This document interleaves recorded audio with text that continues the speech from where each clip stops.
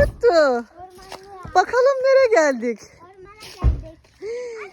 Bakalım nereye geldik? Burada mı kaybolmuştum? Hayır, sen burada kaybolmamıştın. Aa, piknik alanına getirdi Göktuğ bizi. Yorum mu çekiyorsun? Evet, yorum çekiyorum. Anne, o zaman Aa, ne güzel bir yere geldik.